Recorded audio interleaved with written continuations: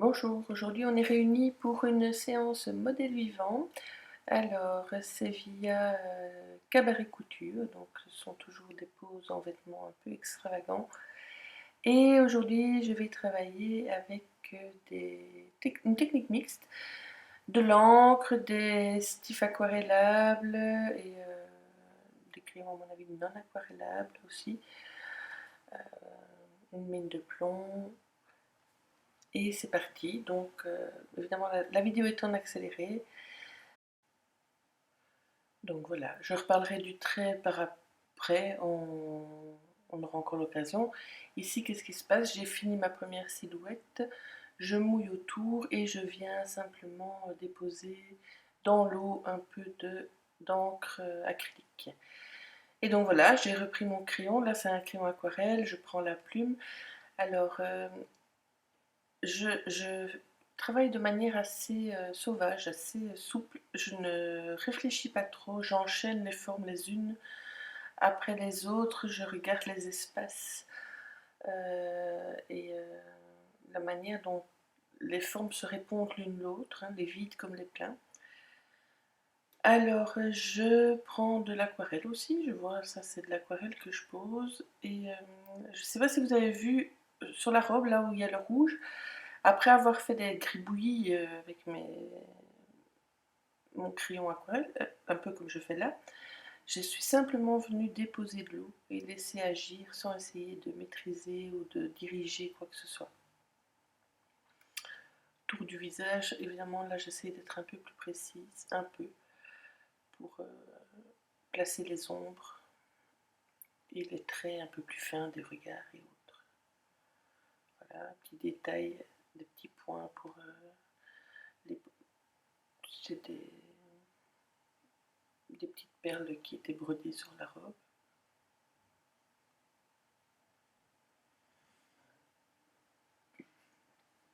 En fait, changer d'outil de cette manière, en fait, donne beaucoup de liberté, beaucoup de dynamisme en fait au dessin.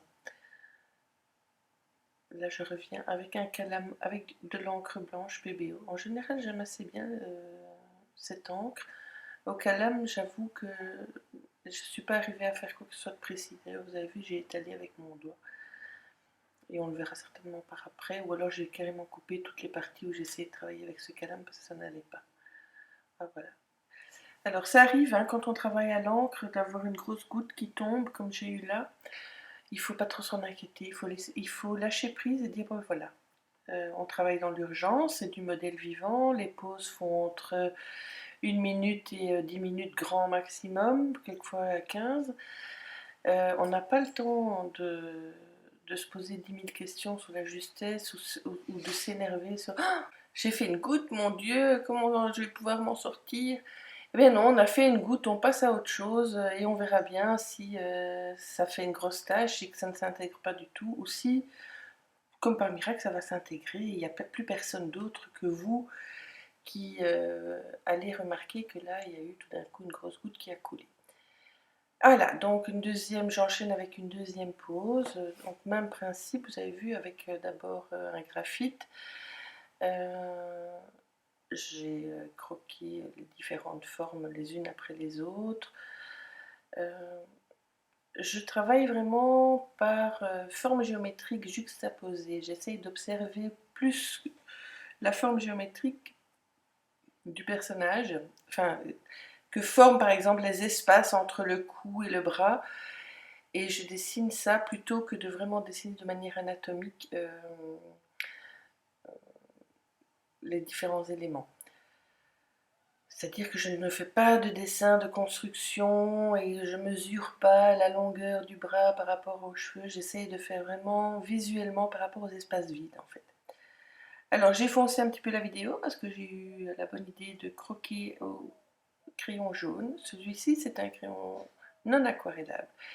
Alors d'alterner les crayons aquarellables et non aquarellables permet au moment de passer avec de l'eau qu'il y ait des choses qui se fondent. Ce qui sera aquarellable, comme le crayon que j'emploie là, le rouge, il sera aquarellable. Et par contre, le jaune, il restera tel quel. Il ne fusera pas, il ne se diluera pas. c'est assez intéressant d'alterner les deux sortes de crayons. Donc, je disais, j'ai eu la bonne idée de travailler avec un crayon jaune, donc j'ai dû jouer un petit peu sur la luminosité de ma vidéo pour que vous puissiez voir quelque chose. Je le changerai plus tard. Là, je pense, à un moment donné, je changerai la luminosité à nouveau. Et donc, toujours, j'attire votre attention sur le fait que je ne fais pas des choses très très précises. Je place d'abord des couleurs avec tous ces sticks aquarellables et je viendrai par après passer une couche d'eau et laisserai les couleurs se mêler les unes avec les autres sans trop essayer de les maîtriser. Parlons un petit peu de mes outils. Donc ma plume, vous voyez quand on gratte le papier, parfois ce papier-là, visiblement, il fait directement fuser le trait. Là, de nouveau, on ne s'énerve pas, on se dit pas ah, panique à bord, ça va être raté. Non, on laisse faire et on verra bien au final. C'est l'avantage de faire régulièrement des séances de dessin comme ça. S'il y en a un ou deux ou trois ou même toute une séance ratée, c'est pas grave, il y en aura une encore par après. Rome, c'est pas fait en un jour, il faut accepter que parfois ça rate. Et plus vous aurez peur de rater, plus votre dessin sera figé et n'évoluera pas.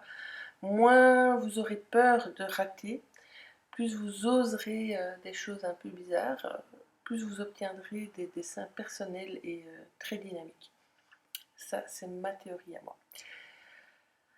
Alors, donc là par exemple avec le calame, je viens rechercher un petit peu là où j'ai mis de l'eau pour un petit peu nuancer le t-shirt. Après je passe carrément avec du noir, une couleur très foncée avec ma plume, donc je ne sais pas si vous avez remarqué, pour certains de mes petits stifs aquarellables qui étaient très courts, je les ai placés dans un porte-crayon.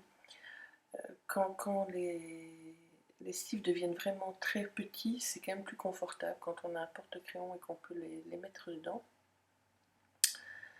Là, je vais de nouveau, j'adore ça, ce moment je l'adore, hein. Donc quand on pose l'eau et on dépose juste l'encre acrylique dans cette eau, j'adore. On peut faire le contraire, comme j'ai fait à la gauche de cette madame. Prendre un peu de couleur sur son pinceau, le déposer sur le papier et ensuite directement avec de l'eau claire venir atténuer, diluer, dégrader la couleur qu'on vient de poser. Alors, eh bien, donc en parlant de nouveau de matériel, vous voyez ma mine graphite, en fait c'est normalement une mine graphite pleine. Et elle ne se présente pas comme ça, hein. Le bleu, en fait, c'est du papier collant. Si je me rappelle bien, j'avais piqué ça dans l'atelier de mon papa. Et c'est un genre de ruban adhésif isolant. Et avoir entouré la mine de plomb avec ce papier collant me permet de ne pas systématiquement, quand je la manipule, avoir les mains toutes noires. Je trouve ça bien utile. Alors évidemment, vous allez me dire que quand on les achète, il y a du papier autour. Oui, c'est vrai, mais le problème c'est que quand on les manipule souvent, avec justement à côté de matériel humide, hein, donc des pinceaux qu'on dépose sur un essuie, et puis on dépose la mine graphite et son papier sur ce même essuie humide, ben, le papier il a vite fait de s'abîmer, de se déchirer, de se dilater. Donc en fait, je suis ravie d'avoir eu la bonne idée au moment où je les ai achetés. J'en avais acheté plusieurs, de les recouvrir de cette toile isolante, de ce papier collant isolant. Je vais attirer maintenant votre attention sur la variation des techniques en fait. Pour les cheveux par exemple, la première je l'ai faite entièrement en aquarelle. La deuxième, je l'avais fait avec des sticks aquarellables sans l'aquareller. La troisième, j'ai travaillé avec la plume. Et pour cette dernière, j'ai travaillé juste au crayon de couleur. Travailler avec des médiums comme ça en technique mixte et de les alterner permet vraiment d'obtenir un dynamisme. Je me répète, mais si je dois décrire mon style, si je dois essayer d'expliquer comment j'arrive au résultat que j'obtiens, c'est grâce à ça. Cette manière de systématiquement alterner mes outils qui donne quelque chose de tellement dynamique. Je repasse par au-dessus. Alors évidemment, le fait de travailler par hachure, pas trop précise, pas essayer de trop détailler les éléments, ça joue aussi dans le style général, mais le fait de changer comme ça d'outil donne toute la particularité du style. Et par contre, au niveau du fond, j'essaie de garder une certaine harmonie, une certaine unité. Et donc, même chose que ce que j'ai fait avant, je dépose de l'eau. Hop, je remets encore un petit peu de noir par-ci par-là, c'est étonnant. Je pense que j'aurais dû directement aller avec l'encre acrylique dans la partie humide et que je me suis fait distraire par... je me suis dit, oh, je vais encore mettre quelque chose là. Voilà. Je dépose l'encre acrylique directement avec la pipette dans les parties où j'ai mis de l'eau et je vais certainement reprendre mon pinceau pour unifier avec de l'eau un petit peu les différentes choses. J'en profite pour passer dans le corps même là où je veux placer des ombres.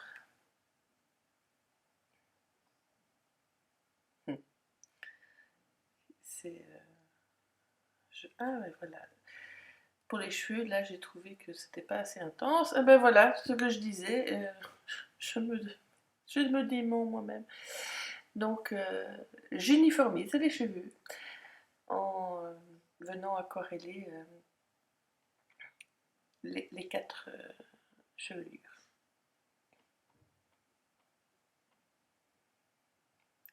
En fait, régulièrement, hein, je fais des pauses quand je fais mes dessins et je n'hésite pas à revenir par après sur certains éléments que je trouve pas assez contrastés ou que je trouve qu'il manque un peu d'ombre.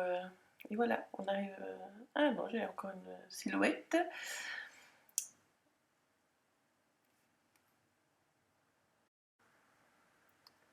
J'ai ralenti un petit peu la vidéo pour cette partie-ci. Et je pense qu'en fait, on comprend ou on voit encore un petit peu mieux à quel point, quand je dessine d'après modèle vivant, j'observe vraiment, je dessine par les formes vides en fait. Hein. Donc, je dessine élément après élément, tous les éléments qui sont juxtaposés, les creux, les formes qui se créent les unes par rapport aux autres. Je dessine pas tout le buste en faisant un grand ovale et en positionnant exactement la forme comme le ferait quelqu'un qui dessine par rapport à l'anatomie.